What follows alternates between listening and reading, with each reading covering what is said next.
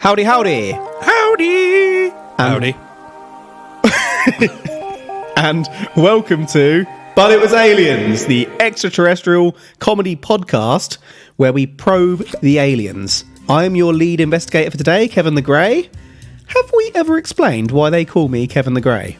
Don't think we have. And if I'm correct, it's when we went to... I think we should just keep it as a mystery, like the Joker's origin. Thing Me. And it ended up becoming Fuck Christmas. Oh, God. I think that was the origin of Kevin the Grey. Ugh. Fuck Christmas. I think we should make different origins every time. I'm down with that. So, for example, I'm an alien wizard. No. Well, I just know. You were birthed from one grey pube. You may have noticed by this point that I have someone else with me. That would be my trusty co-host, Granville Moonwalker. You are a favourite amongst men with grey beards. I've really started something here, haven't I? Yes, you have. Have we ever explained why you're called Moonwalker? We're not going to. We're going to leave it as it is. No one will ever know. You may or may not have introduced Michael Jackson to Neil Armstrong at a party. Didn't do that. At a party, you once walked across 16 people's arses, all in a line. Oh, God. During the Clone Wars, you moved in 8080. Okay, I'm good with mine. Mine sound pretty cool. Because I'm nicer than you asshole. Anywho, on this show, we investigate alien reports throughout history. Sometimes we go back in time, sometimes we go forward in time, but you wouldn't have heard that yet. If you listen next Thursday, you'll hear us travelling forwards in time. We investigate these alien reports to ascertain what really went down and decide whether it really was aliens or whether there is some other explanation. Today, what we can do right here is go back. Way back. Back into time. Now, baby, now, baby, now, baby, now. I wasn't sure if I could get you to do that bit. Let me tell you about Villas Boas. As in ex-shit football team Tottenham Hotspur Villas Boas. Aha. Villas Boas did not used to manage football teams, for his first name was Antonio. Antonio actually lived between 1934 and 1991, and our story focuses upon his time in São Francisco de Sales, Brazil. Antonio was a farmer. Who had a farm, E-I-E-I-O. And on that farm he had a sheep. I'm done. Oh. E-I-E-I-O. At the age of 23, Antonio... For some reason I thought you were going to carry it on in the melody of Old MacDonald. Antonio was working at night to avoid the steamy hot temperature of the Brazilian day. 10 nights prior to our main event, Antonio and his brother reported seeing a strange white light in the sky. Who did they report it to? Each other. And their family. As Antonio looked at it through his window, it began moving toward him. And so Antonio and his brother hid. Clever. Admittedly, that's the first thing you'd... Well... It's the first thing you'd do. I was going to say, or leg it, but if you leg it, it can still see you and chase you. And you're inside, aren't you? Where are you going to leg it to? The farm. Hide amongst the animals. E-I-E-I-O. Knew that was good. So, they saw this at night. What time of year was it? Do you know, I can't actually remember, and I know I looked at that. Because if it's... It's in the summery kind of time, I believe. Okay. Yeah, you could be working long nights. I would just question why you would be working on the farm at night. I'm sure I mentioned that. But then if you're just cleaning up or something like that. Oh, no, you did. Working at night to avoid the steamy hot temperature of the day. Exactly. Smart. I do apologise. So you should. So sincere. 9 days later, Antonio was out in the fields with his brother again. They noticed the white light again. Antonio moved towards the light, but every time he began getting close, the light moved away. Whoa. So the first time the light heads towards you, you hide like a little bitch. Yeah. And then when you're outside and there's, I was about to say more than one of you, but there was more than one of them before, they start moving towards it? Yeah. Why? Like, the first time you see a dog, you might be scared, but the next time you'll feel a little bit brave. You're like, oh, it's that dog. Yeah, maybe I'll try and stroke it. No, I'm not having it. The first time you go on a roller coaster, you might shit your pants, but next time you're coming up to it, you're feeling a little bit braver. It's quite natural human behaviour. How are you not having it? Don't believe it. If you're not believing it at this point, my gosh. After about 10 minutes, Antonio gave up and returned to his brother, and then it happened. On October 16th, 1957, Antonio was out alone, ploughing the fields, when he saw a red star in the night sky. That would not be the only ploughing taking place this evening. Also, when he saw the star in the sky and was moving towards it and it was moving away... You're really fixated on that, aren't you? You do realise it was probably the same distance it was the whole time? It didn't move further away. It didn't get closer. He moved forward and he just wasn't getting closer to it because it's in the sky. Maybe it wasn't a star and it was a ship. It was a star. So we've got two witnesses. These two Villas Boas brothers. Yep. So, did you name his brother? No. So he's just called Bro. Is his brother Bro. Andre? No. Okay. Two witnesses. And it's not the only thing that would be ploughed. He didn't go after the animals, did he? Why would your mind go there? Because he can't plough the Red Star. Did he plough his brother? Oh my god. Did his brother plough him? Antonio watched on. I was just about to say, I don't see him being very trustworthy at the moment, so... I haven't even called him that. I'm going... This is your case, so it just pops into my head naturally. I can't help the people in the cases that I cover. I have no influence on them. So I'm going for natural things that could be explained now. As you said, there was ploughing taking place. Okay, we'll explain this biatch. Antonio watched on as the red star grew larger and larger in the night sky, realising that the star was approaching him.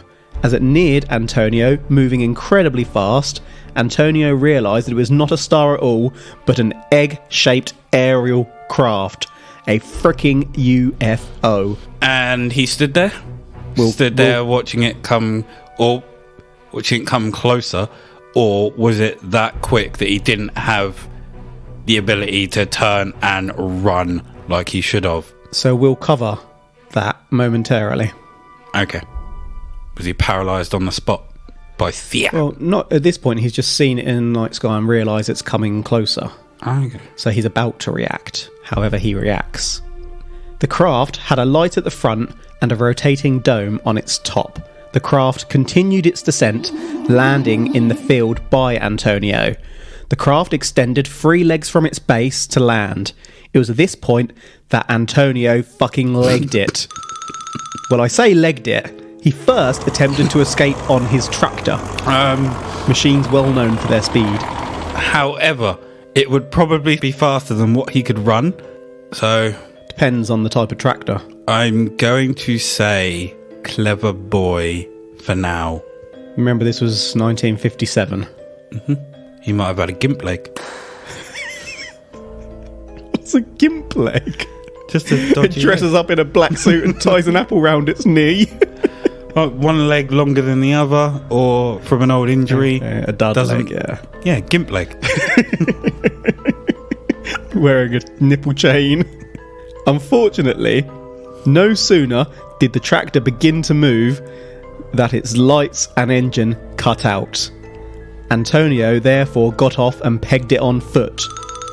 Antonio later explained that the craft moved so quickly that it had already reached him before he even had time to consider running. As Antonio did run, he was stopped by a 5-foot tall or 1.5 metre tall humanoid. The figure was wearing a boiler suit and a helmet. Its eyes were small and blue, and instead of speaking, it was making barking noises to communicate. 3 other figures suddenly joined the first humanoid, and together they dragged Antonio onto a retracting ladder and up inside their craft. So they didn't ask him to go with them? They might have. They just went and then grabbed him. It wasn't until it was mentioned in this probe, but the tractor cut out. Yep. The lights in the engine. Yep. They're not electronically controlled. We've had cars. Yeah, like that's what I mean. I don't know why it's only just dawned on me. Cars nowadays, they have electronics, but everything cuts out. But if you were to start a car up, yeah, I suppose it's similar to starting a tractor up. You turn a key. Yeah, but it's going off of petrol. There's no other electrics. It should just run. But then I don't know how, unless tractors still have like speedos and dashboards and whatnot. Yeah, that can all cut out, but the engine should still be going, is what I'm saying. But so you're saying every probe we've had where the engine cuts out, I'm now questioning. Happen. But that's controlled by an electronic system, isn't it? No. It is in a car. To an extent. When it hits, not necessarily in a boat, depending on the type of boat. Because sometimes you get ones where you just literally have a motor on the back, don't you? The only thing I can think of is if the alternator cuts out, then the car would stop. Or cut out on an old one. Unless they're literally cutting the alternator. I think the idea is that whatever type of interference this is, cuts anything. It's just baffled me. That's all, and I have no idea why it's taken this long. Because it's my probe rather than your probe, which is where most of the cars have cut out in. That's why. Could it be? Okay, so boiler suit and helmet. Yes. Do you know what I think of when you say boiler suit and helmet? Your Friday night? Sundays. I don't know what they're called, which is really annoying. Aliens. But it's from Doctor Who. Okay, yeah. I picture those. Yeah, I don't really watch Doctor Who. Neither do I. They're called, but I've seen them. I know what you're talking about. That's why I didn't know what they were called. What I liked about this little bit is that rather than a tractor beam, they use a ladder. Yeah? Wasn't a ramp coming down? No, it's just... Do you reckon they climb down just like a helicopter. They throw a ladder down, hold on to it, or pull the ladder back up. Let go and slide down? Whee! I thought there was one bit you were going to question, but you didn't. Was it the barking noises? Yeah. You accepted that happily. But then it's a language. You don't know what kind of sounds they're going to make, so you kind of have to accept it. Fair dues. Antonio recounted a detailed description. The suits were made of soft, thick, unevenly striped material. The garment reached to their necks, joined to a helmet made of a grey material that looked stiff. The helmets covered everything except for their light blue eyes. The helmets were tall, suggesting the heads were double the size of what a human head would be. Probably there was something hidden under those helmets. You know? You know. What? A head? So their eyes... Yeah, I suppose you wear helmets and your eyes can be seen. So that's... I'll run with that. He's all right for now. He's all right for now. Antonio said that there were 3 garden hose-like tubes coming from the middle of their heads. He goes on to describe them further in mind-boggling detail. One quirk he noticed is that the aliens couldn't touch the palm of their hands with their fingers. Their fingers wouldn't bend. They couldn't grip anything properly. What if they didn't need to? How so? In terms of, I don't know, their fingers were like suction. They had sticky pads. palms. Yeah. They literally... Spider-Man style. That would help it when they're jacking it.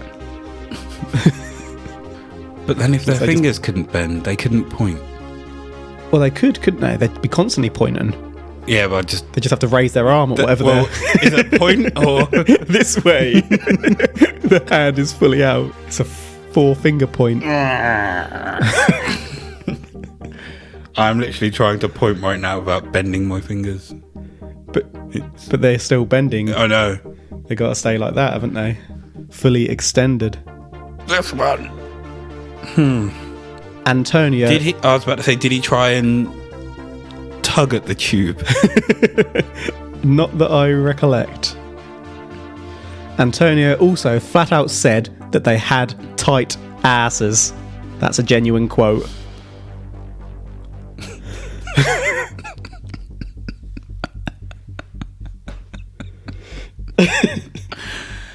He, does he know that by sight or feel? A bit of both. And he didn't try to tug at their hoses.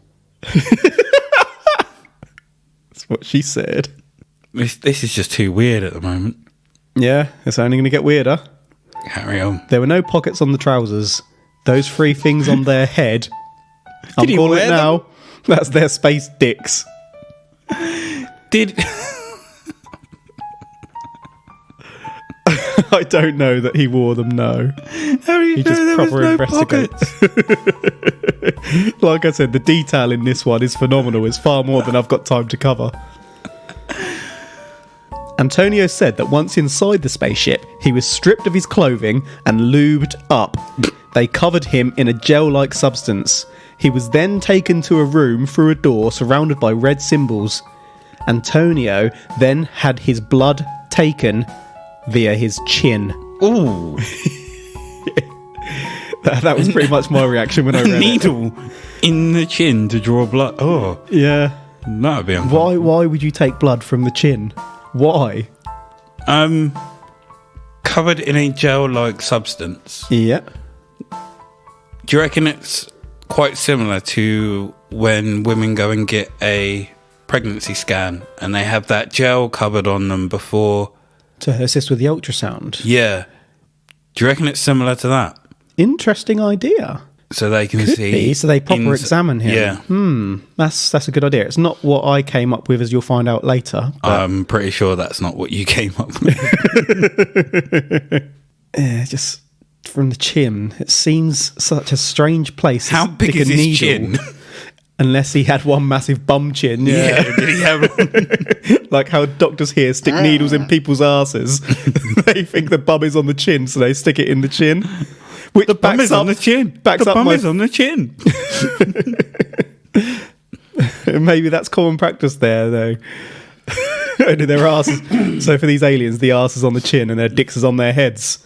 Their heads are basically their reproductive organs. Mind-boggling. Very. How big must that needle be? Because it's not. Can you imagine walking into the doctor's? He just sticks a needle in your chin. It's vicious. After the blood was taken, Antonio was taken to another room and left alone for what he believes was about 30 minutes. A gas was pumped into the room and Antonio began violently vomiting everywhere. Ooh. He did not like that gas. Certainly didn't. Do you reckon it was the smell of the gas or... Possibly. Literally just... I wouldn't say what the gas was intended to do, but the chemicals of the gas that caused that. Yeah. Unless they didn't take blood out, they stuck something in his chin. Slash ass. They might have thought it funny to fart and pump the gas into the room. Doing an experiment where they just farted him. And that's what caused him to vomit. Space farts are the worst. After the 30 minutes, Antonio was joined in the room by another humanoid. Antonio described this one as very attractive. Oh, and naked. No pockets on the trousers for this one. Do we have more of a description of this humanoid? Yeah.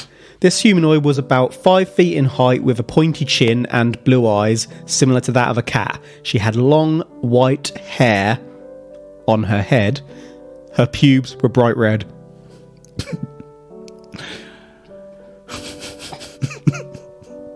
Carpet doesn't match your curtains. Is that the sort of description you were looking for? It's not, but I'll take it. It's not the only taken. Does he mention if she was able to move her fingers? Not exactly. Because if she is, then is she the leader? Because we've had it in cases before where people use machines or robots. And we've also had different species rocking around together, haven't we? Mm-hmm. Like the Jiminy Cricket pervert and the little hairy guys. So maybe those three were the ones to commandeer him. Yeah, I know what you're saying, but from what I understand, these folks were all the same species. The other ones just had their suits on, whereas this one was naked. Did she have... Oh, yeah, she had a big chin. Red pubes, yeah. Pubes are red. Big chin. And red pubes, yeah. Dick on her head? No dick on the head for this one, see? Same shaped head? Yep. Okay. Antonio said that he was uncontrollably attracted to this female humanoid, so they banged. Antonio said that during their hot sex, the female did not kiss him, but occasionally nipped at his chin. So I'm saying it was either because he had vomited minutes earlier, so she didn't want to kiss, or that she thought that she was tonguing his bumhole. As an expert on this subject matter, what do you think, Mooney? Nipping the chin. Yeah. It's done quite often. I couldn't tell you about the rest. It's a sign of perfection. Is it? I was about to suggest that maybe they injected catnip into his chin. That's what had her nipping at it. She had cat eyes. Cat people! Wow! Oh. Did she speak to him? Or no. Is it literally she just walked over and he was hard and banged him? That was it, yep. Boom. Nipped his chin. But how... Okay, nipped his chin. Yeah. As in with her mouth or... With her mouth, fingers? Yes. Mouth. Okay. Strange. Yeah, so they take blood from the chin. Take blood from the chin. During sex, they nibble at the chin or nip the chin. So odd. Mm-hmm. Once it was all over, the female smiled at Antonio, got up, then rubbed her belly and gestured upwards. Antonio believed that this meant that she was pregnant and that she was going to raise his child in space. How... Right, she rubbed her belly and gestured up. Yep. Maybe she was just communicating that she was hungry and she was going to get something to eat. Are you hungry? Do you want to come and get something to eat as well? And he's missed out on the best meal of his life. Like, he's just banged. You must be hungry. Let's go eat. And he's like, no. She means she's pregnant. How could pregnant that quick? Alien species, who knows? So interbreeding. Mm-hmm. We've heard of that before. We have. And it always turns out to be true. Okay. This Antonio's a weird one. Antonio said that the female seemed relieved that her task was over, which pissed him off. Not because he was shit in bed, but because he felt like he had been nothing more than a stud to the aliens. I'm sorry, but you've just been kidnapped and possibly date raped. Why are you not pissed off at that? Yeah. He's pissed off he's just been used for sex. Yeah. Yeah. EP. He's an emotional pussy.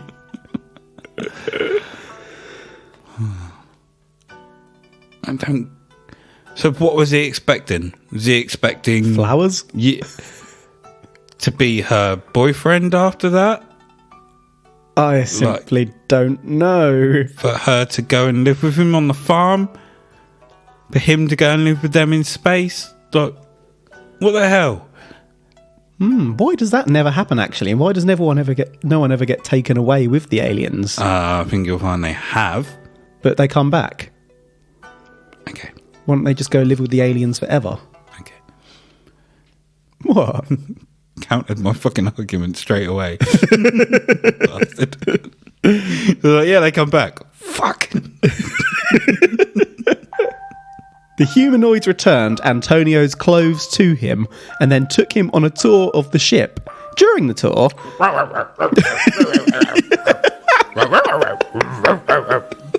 It must have been just like that. He's like trying to say, here's the door. Antonio's shitting his pants. During the tour, Antonio attempted to steal a clock-like device to prove what had happened, but he said that the humanoids caught him and took it back. Antonio was then escorted off the ship and stood in the fields watching as it took off. When Antonio returned home, he discovered that 4 hours had passed. So it's aliens, right?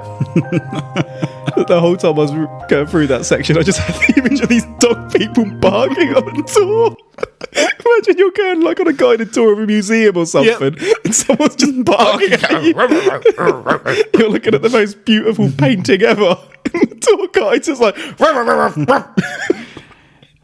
They're trying to explain, like, the whole reason the picture came about, the whole history of it, and all you can hear is... Dog aliens. Do you reckon they were related to Ricardo? Oh, God. No, I do not. No, me neither. So, do you reckon they could sense that he was annoyed that he'd only been used for sex, so they gave him a tour? To try and cheer him up. Yeah. Because they cared. Alien tours. Get banged. Get a tour. Get dropped off home. Get banged, see the world. So, did anyone... I know we haven't really got there yet. I was going to say, did anyone notice he was missing off the farm for 4 hours? No, because he was just working through the night. Wasn't working with his brother? His brother didn't want to help? No, he was by himself that night. Okay. I'm calling bullshit. It's taken you a while. Following the event, Antonio suffered with nausea, weakness, headaches, and lesions on his skin. So after some time, he contacted a journalist named Jose Martins, who had been advertising for people with experience of UFOs to contact him. So he didn't contact a doctor first. He goes straight to a journalist. Right, you're thinking bullshit, right? Well, get this. Martins contacted Dr. Olavo Fonte. Why did it take Martins to contact a doctor? Because he knew what he was doing. Antonio was a farmer. Dumb one at that. Contacting a fucking journalist before a doctor. Dr. Fontes of the National School of Medicine of Brazil. Fonte analysed Antonio and discovered that Antonio had indeed been exposed to a large amount of radiation and was now suffering from radiation sickness. This is a farmer in the 50s. He had no way to come into contact with radiation. Was there... Well, I wouldn't say a junkyard. Was there like a radiation dump nearby? Like a river someone had been... Not that I could find. Toxic things into. No. The lesions went on appearing for months and were discharging a yellow liquid. That is not what you want to be discharging. Ew. Antonio was subject to many physical and psychological tests. They actually found the needle marks on this bastard's chin. Antonio was described as reluctant to tell his story, and he passed every test that he was made to take. For all intents and purposes, this appeared to have happened. So, whoa. So he didn't want to tell people what happened. He had had an experience that he was uncomfortable with, and he thought that someone could help. But I'm not going to tell you what happened to me.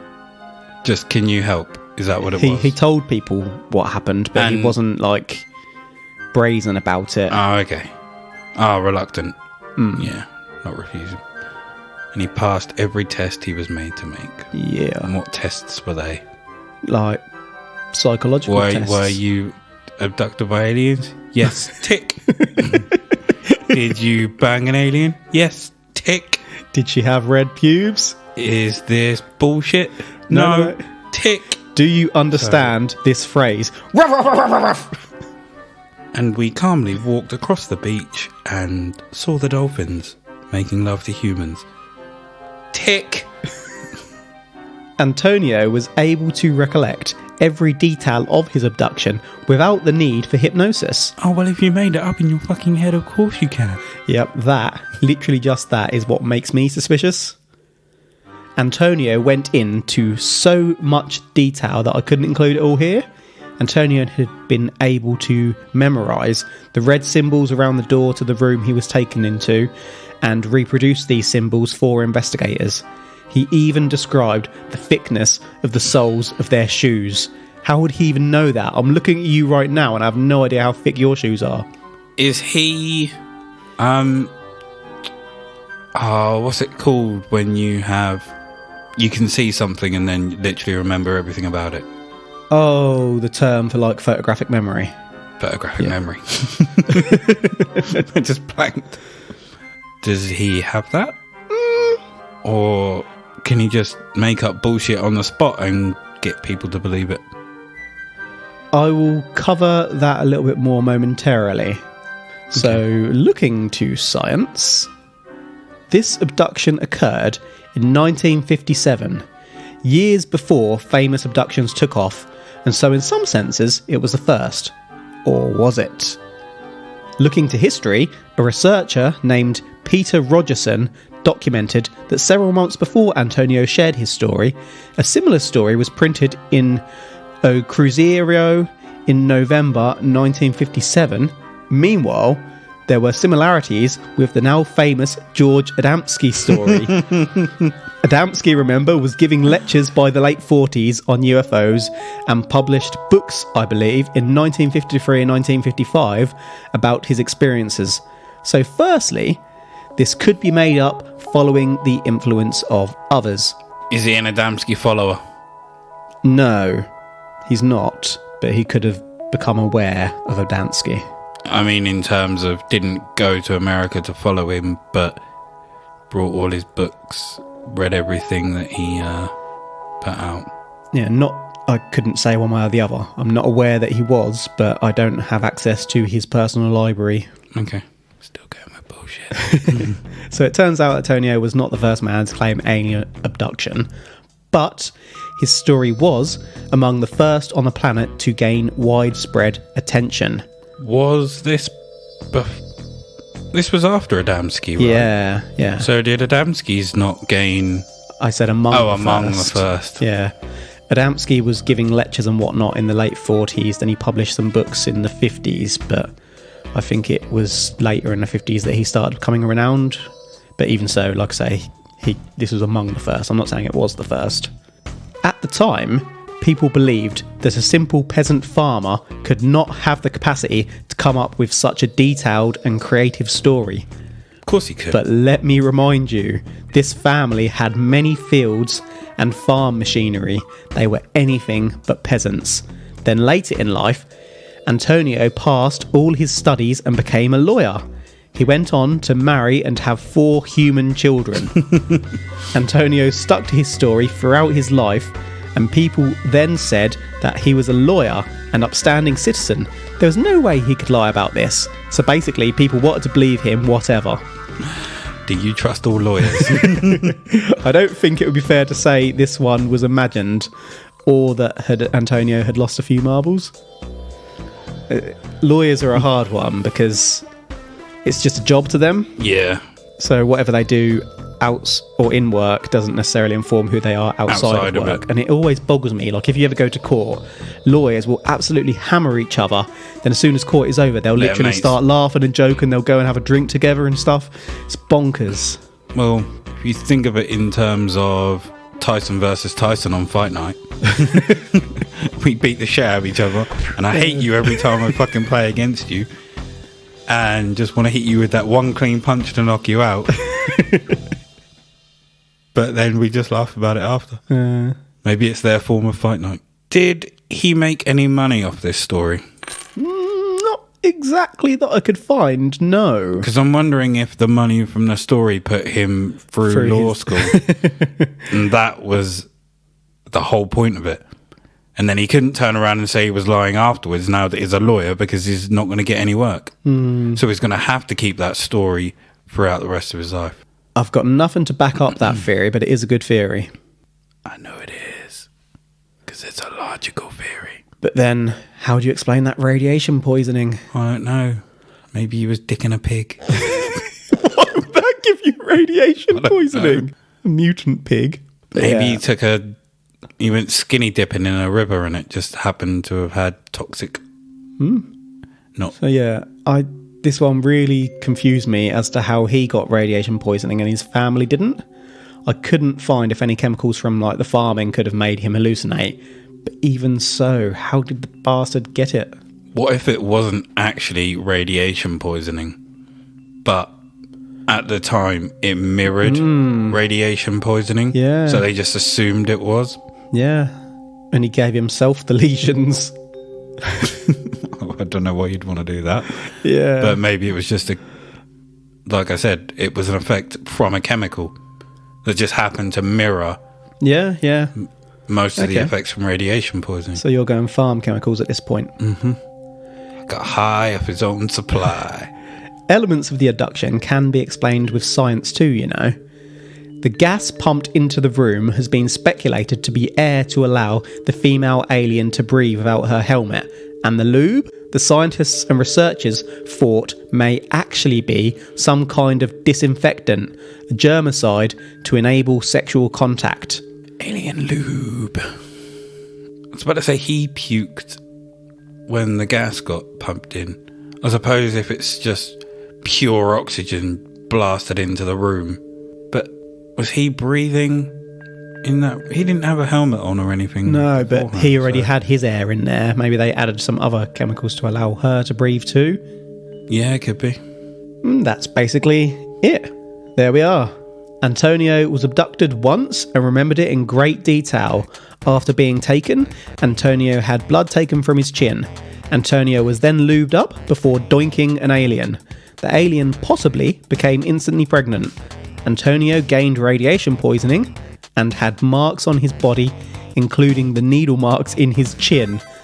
But there is no other proof. During the banging, the alien nibbled at Antonio's chin, which they may have thought was Antonio's ass. Antonio was a bright spark who went on to become a lawyer, and Antonio always stood by his original story. Oh, and the alien had bright red pubes. Time to make an assessment. This is bright red bullshit. Maybe he injected himself or drew blood out of his own chin for the story. He's gone far there, hasn't he? But I suppose if you're just sticking a needle there and drawing blood, if you're a farmer, you're probably used to injecting needles into animals. So it's not really going to be much for you to turn and just inject a needle in your chin and draw some blood out. I've never worked on a farm, so I don't know if you do have to inject animals, but you'd be experienced in a lot of different manual labours, I guess, wouldn't you? So I mean, it's not a huge stretch to imagine someone poking their chin, is it? Nope. He wouldn't have even had to inject himself. He'd just got a pointy knife and gone boop boop. Yeah. To try and get his way through school. Give me some money! I think this is just, like you said, or not like you said, but with the radiation poisoning, I think it was just a reaction from another chemical. He's either made this whole story up or he's hallucinated it, and in thinking that they injected something into his chin, he's got a needle and tried to pull it out. I don't know. So are you saying that he's made it up, or are you saying that he's hallucinated it after getting sickness from farm chemicals? I think it's a bit of both. Okay. Is there any evidence of him doing drugs or anything? None at all, no. I was going to say maybe he injected himself with something beforehand and took a turn. Maybe he thought he could get superpowers. He's been reading too many of the new Marvel books or whatever was out. We've got about 12 theories going on here. Okay, let me sum this up. This is not aliens. Are you saying that it was aliens? I'm saying it was not aliens. Okay, what are you saying? It's not aliens. That's I it. appreciate that. I just want to know whether you think that he made it up or whether he experienced illness. I think he made it up. Fair dues. Yeah, I'm not saying it was aliens either. It wasn't a difficult one to conclude on, but it was a tough one to explain some of the evidence. Antonio did seem a credible man, but the level of detail was bonkers in this one, beyond what you'd expect even a genius to recall.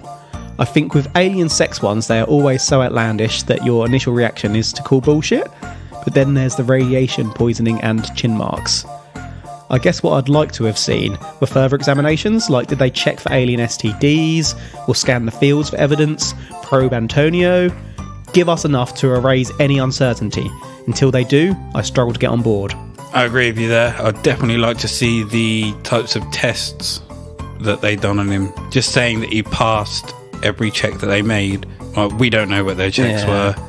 Did they put him on a polygraph? We know that they're not 100%. You can... I wouldn't say you can con it, but you can fool a polygraph. It's just a stress measurement.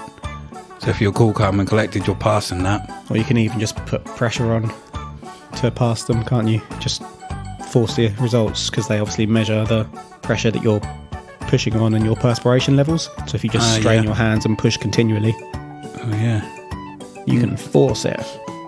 Force out the truth. Well, folks, thank you so much for tuning in to But It Was Aliens. As always, we will be back next Thursday. If you've enjoyed what we do and would like to help us out to continue the show, if you'd like to leave us a 5-star review on iTunes, that would be glorious. We are so thankful for all the positivity being received by us. We receive. And we really are putting a lot of time and effort into this to find new ways to grow and bring you more content. What would you do for a 5-star review? What would you do for a review? I wouldn't do this. But when you said that, the first thing that came to my head was lick your chin. Because I was thinking of the chin thing. What would you do? I would not allow that.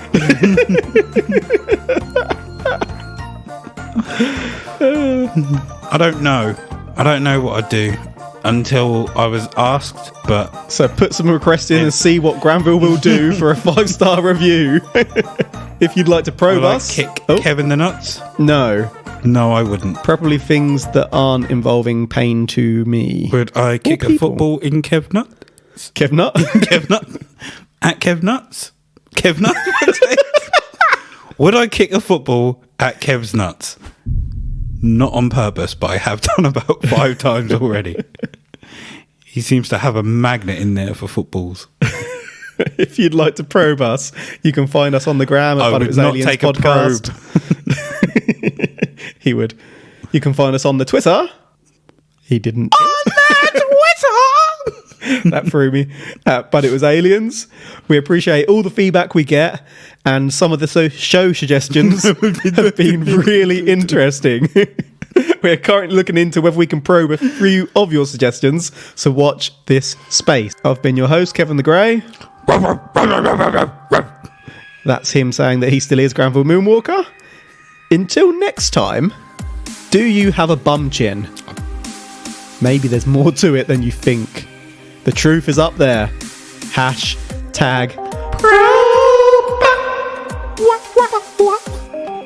#probe.